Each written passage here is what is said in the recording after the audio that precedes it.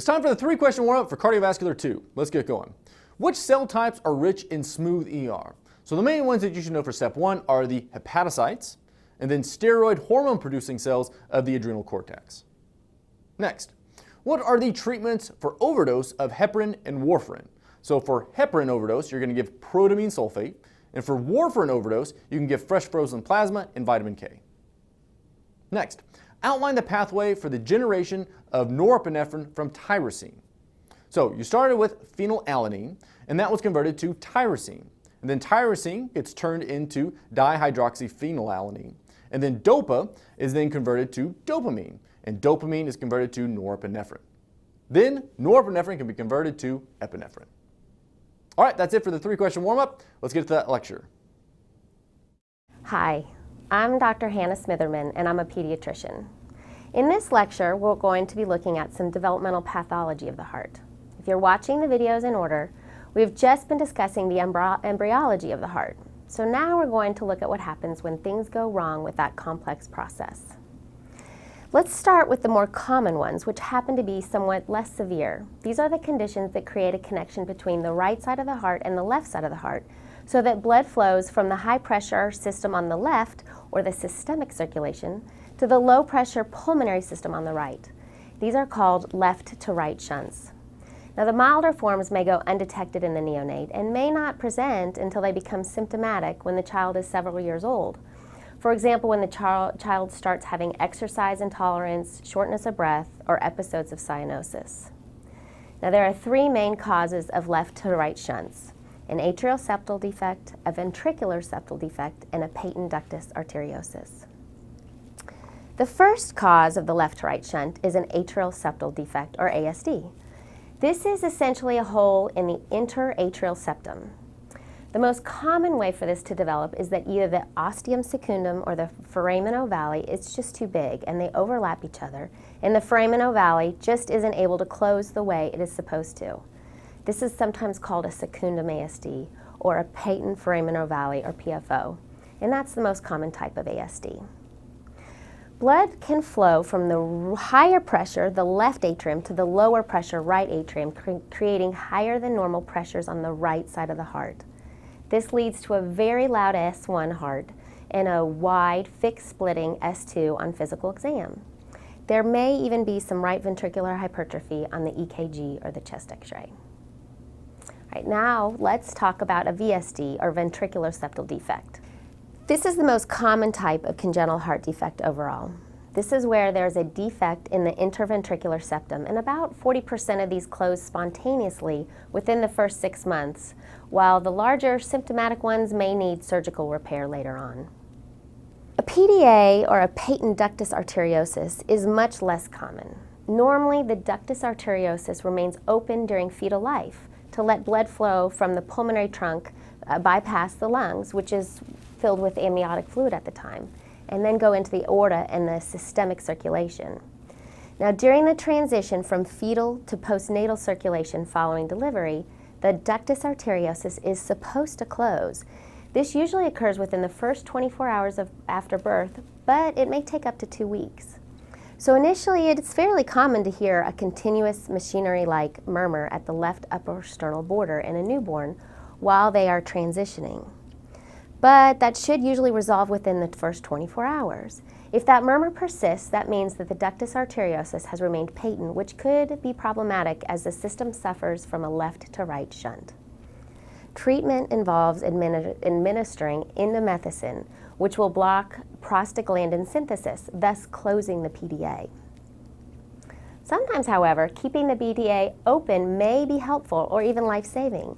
In certain right-to-left cyanotic congenital shunts, such as transposition of the great vessels, which we're going to talk about a little bit later, keeping the PDA open allows for mixing of systemic and pulmonary circulation that may allow for oxygenated blood to make it to the systemic circulation.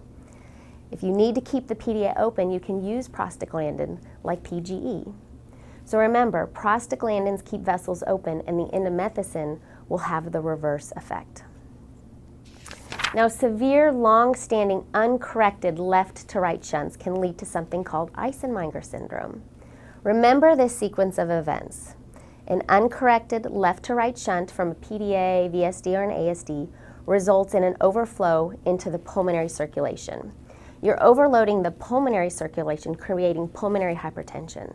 Since the right ventricle has to work harder to pump against the high pulmonary artery pressure, you start to get some thickening of the right ventricle and right ventricular hypertrophy. Eventually, the right side pressure builds up enough to exceed the pressure on the left side of the heart, and the left to right shunt that you started with is now going to reverse flow, and you'll get a right to left shunt. So now you have deoxygenated blood going from the right side of the heart to the left side of the heart into the systemic circulation.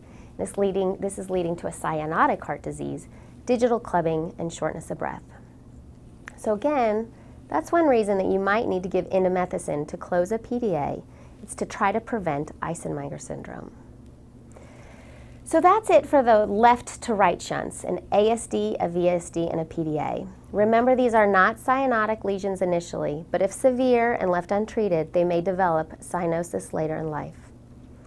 So before we talk about the types of right to left shunts that lead to early cyanosis, let's talk about another non-cyanotic developmental pathology that may present earlier or later in life, and this is coarctation of the aorta. A coarct is a focal circumferential narrowing of a vessel, in this case the aorta. There are two different types of coarctation. Usually in the infantile type, there is narrowing of the aorta proximal to the insertion of the ductus arteriosus. So any blood flowing into the distal aorta is only coming from the patent ductus arteriosus. This is a situation where you might need to keep the PDA open temporarily with prostaglandins. Keep in the back of your mind that this is the infantile type and it's associated with Turner syndrome. Now in the adult type, the coarct is distal to the ductus arteriosus, or in adults, once the PDA is closed, this remnant is called the ligamentum arteriosum. So how does the adult type present? Well, if you think of the aorta like a big garden hose and you kink the hose, the pressure proximal to the kink will be very high, and the pressure distal to the kink is very low. So this presents with blood pressure differential, including hypertension in the upper extremities, proximal to the coarct, and weak pulses and low relative pressures in the lower extremities, distal to the coarct. You may also see notching of the ribs on chest x-ray because the intercostal arteries become dilated and carve out little notches or indentations along the inferior aspect of the ribs.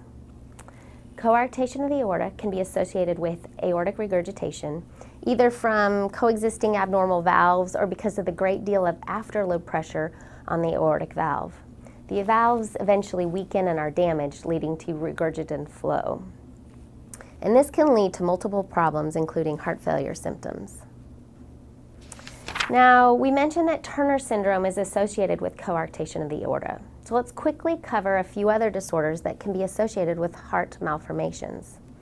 So Turner syndrome is associated with infantile coarctation, which again is proximal to the ductus arteriosus.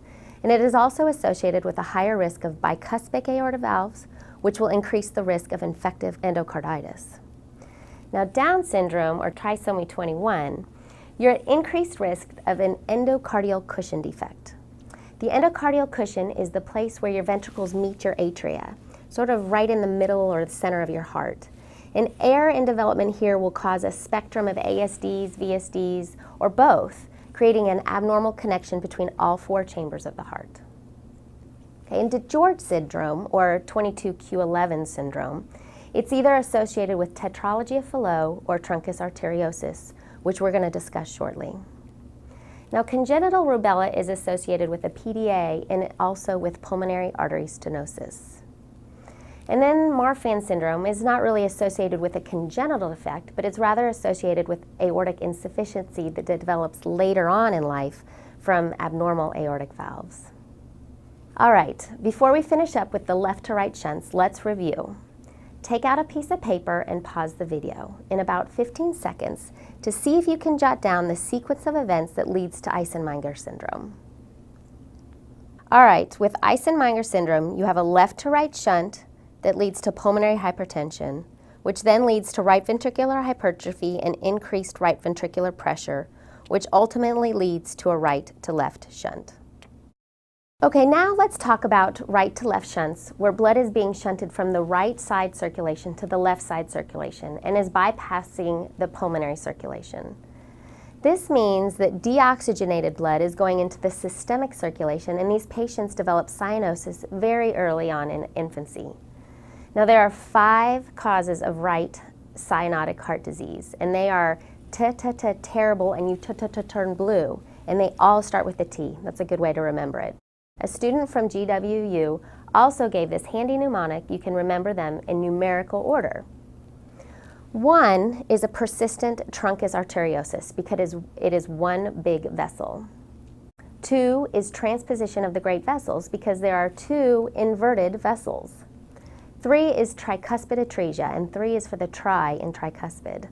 And 4 is tetralogy Fallot because tetra is Greek for 4, and there are 4 primary pathologies. And then 5 is total anomalous pulmonary venous return because the name total anomalous pulmonary venous return has 1, 2, 3, 4, 5 words, and it's also total because it has to be the largest number. So let's look at these in that order in better detail. The first one was persistent truncus arteriosus, which is a failure of the truncus arteriosus to divide into the pulmonary trunk and the aorta. Remember, this is a failure of those neural crest cells to do their thing in causing the aorticopulmonary septum to form properly. The other thing you have is an interventricular septal defect. So you have one big vessel, and you have deoxygenated blood from the right ventricle mixing with the oxygenated blood from the left ventricle and going out into the systemic circulation. So you get some cyanosis and respiratory distress and heart failure symptoms. You've heard of the unibrow? Well, this is a uniheart. The second one was transposition of the great vessels. You remember you have 2 great vessels, the aorta and the pulmonary artery, and you have transposed, which means they've switched positions. Again, this is related to the failure of the normal aorticopulmonary septum to develop properly. So with transposition, the left ventricle, which is supposed to pump oxygenated blood to the systemic circulation, is emptying into the pulmonary trunk. And the right ventricle is pumping deoxygenated blood into the aorta and the systemic circulation. You have complete separation of the systemic and pulmonary circulations, 2 completely closed loops. There's no mixing of the circulations, so the cyanosis is significant. In order for this to be compatible with life, you have to have some type of shunt to allow oxygenated and deoxygenated blood to mix, like an ASD or a VSD. Or you may have to find a way to keep the ductus arteriosus open to buy time until surgical repair. And remember, how do we keep the ductus arteriosus open? Prostaglandins. Prostaglandins keep vessels patent. While we're on the subject of TGAs, let's take a quick sidetrack to discuss IDDMs, or infants of diabetic mothers. Infants of diabetic moms are more likely to suffer from a TGA. They also tend to be LGA, or large for gestational age. Imagine being bathed in high sugars for 9 months in utero. You'd be plump too, or LGA. Think LGA, TGA. During delivery, these large neonates also suffer from complications such as shoulder dystocia. Their shoulders get caught under the maternal pelvic bone, clavicle fractures, and brachial plexus injuries leading to Erb's and Duchenne's palsy. There is a high rate of C-sections secondary to failure to progress during labor and delivery. Bigger is not always better. All right, back to the 5 T's. Number 1 is uniheart of truncus arteriosus. Number 2 is transposition of the great arteries. What is number 3? Number 3 is tricuspid atresia. This is where the tricuspid valve doesn't develop, so there is no opening from the right atrium into the right ventricle. And with that, the right ventricle is usually hypoplastic. And here you have a shunt in order to be compatible with life. You need 2 shunts. You need an ASD, so blood can get from the right atrium to the left atrium, and you also need a VSD, so blood can get from the left ventricle to the right ventricle, and then on to the pulmonary vascular. Okay, as long as we're talking about the tricuspid valve, let's sidetrack and talk about another anomaly of the tricuspid valve, which is called an Epstein anomaly. This is in your study guide. Here, the tricuspid leaflets are displaced inferiorly into the right ventricle, and there's a hypoplastic right ventricle and some tricuspid regurg or stenosis. 80% of these patients have a patent foramen ovale with a right to left shunt. If you have a dilated right atrium causing increased risk of SVT and Wolff-Parkinson-White. On physical exam, there's a widely split S2 and tricuspid regurg as well. Now, Epstein anomaly is associated with maternal lithium use. So maybe mom is bipolar and is taking lithium. She gets pregnant and her baby will be at an increased risk of being born with an Epstein anomaly. Okay, enough with tricuspid valves. Let's move on to the fourth cause of right to left shunt, or tetralogy of Fallot. This is probably a 4-star or maybe even a 5-star topic. Remember, tetra means 4, and with tetralogy you have 4 defects lumped together. You need to make sure you know all 4 of them. The first part is pulmonary valve stenosis, and that's the most important determinant of how much blood you're shunting away from the right side of the circulation. The second part is right ventricular hypertrophy. You can think of the right ventricle having to get thicker and hypertrophied in order to push harder through that high-pressure stenotic valve. The third part is a VSD, and the fourth part is an overriding aorta, so that the opening of the aortic valve kind of sits right over the VSD. So know these different components of tetralogy of Fallot. Now, depending upon the severity of the TET defect, the right to left shunt may be intermittent, depending on the pressure differentials. You may spend most of the time shunting from left to right, which is acyanotic, but there may be episodes where deoxygenated blood gets shunted from right to left. For example, when they're crying, feeding, increased activity, and they become cyanotic. Now, older kids learn to squat during these cyanotic or TET spells to relieve the symptoms. Squatting increases systemic vascular resistance and forces the right to left cyanotic shunt to become a left to right shunt. They are physically forcing blood back across their VSD to the lungs to oxygenate it. So, if you have an infant with tetralogy of Fallot who is having TET spells, you can artificially do this by putting their knees to their chest, thereby increasing the afterload in the infant and relieving the cyanosis. The classic X-ray finding with tetralogy of Fallot is that heart that looks boot-shaped on chest X-ray. This is because of right ventricular hypertrophy. So if they show you a boot-shaped heart in an infant, think about tetralogy of Fallot. Now, if they show you a boot-shaped heart in an adult, you can think about RVH from other causes like COPD or primary pulmonary hypertension. All right, now, the fifth and final cause of cyanotic heart disease and right to left shunt is total anomalous pulmonary venous return. So this is where the pulmonary veins drain into the systemic circulation. So instead of oxygenated blood coming from the pulmonary veins into the left atrium, it might enter into the SVC or the coronary sinus or into the right atrium. So again, this is a completely closed loop, just like with the transposition of the great vessels. And without some kind of shunt, this patient will die because there's no blood going from the left ventricle into the aorta. All right, that's it for congenital heart disease. Let's go ahead and go through your end session quiz. Pause the video and answer those questions, then restart the video and we'll go through the answers. Let's get started. First question, what is the most common congenital cardiac anomaly? It's a VSD. Next, what are the components of tetralogy of Fallot? Number 1, pulmonary stenosis. Number 2, right ventricular hypertrophy. Number 3, overriding aorta. Finally, a VSD. Next, explain how the great vessels are attached in transposition of the great vessels. The pulmonary trunk originates from the left ventricle instead of the right ventricle, and the aorta originates from the right ventricle. Next, a 45-year-old man presents with a blood pressure of 160/90 in the right arm and 170/92 in the left arm. There are no palpable pulses in the feet or ankles. What problem does this patient most likely have? Hypertension in the arms and weak pulses in the feet would be associated with coarctation of the aorta. And since this is the adult type, he might also have the notching of the ribs on chest X-ray. Next, describe blood flow through a PDA. Well, in utero, blood flows through the ductus arteriosus from right to left, from the pulmonary artery to the aorta, so that it bypasses the pulmonary circulation. But a patent ductus arteriosus means that the ductus arteriosus is abnormally patent after birth. And so after birth, you have lower pressure on the right side of the heart and higher pressure on the left side of the heart, relatively speaking. And so after birth, it is a left to right shunt, where the blood flow through a patent ductus arteriosus is going from the aorta to the pulmonary artery. All right, last one. What heart defect is associated with each of the following disorders? Chromosome 22q11 deletion is associated with truncus arteriosus and tetralogy of Fallot. Down syndrome is associated with endocardial cushion defects. Congenital rubella is either a PDA or a pulmonary artery stenosis. Turner syndrome is coarctation of the aorta and also a bicuspid aortic valve. And Marfan syndrome is associated with aortic insufficiency. That's the end of the session quiz. So let's run through the rapid fire facts. If you hear a continuous machinery-like murmur, think PDA.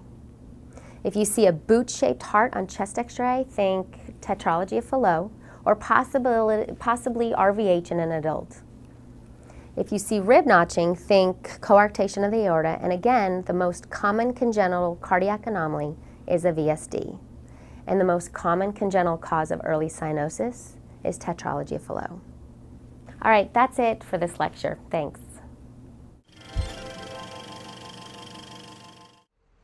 I think atrial defect is one. Yeah, that sounds right. Dr. T! I pity the fool who doesn't know the cyanotic congenital heart diseases. But Dr. T, this is so difficult. However are we to remember? Stop all of that jibber jabber. It's easy. It's the 5 T's. Tetralogy of Fallot. Total anomalous pulmonary venous return. Transposition of the great vessels. Tricuspid atresia. And truncus arteriosus. It's the 5 T's. Wow, I get it now. Thanks, Dr. T. No problem, shrimp. Now get back to studying.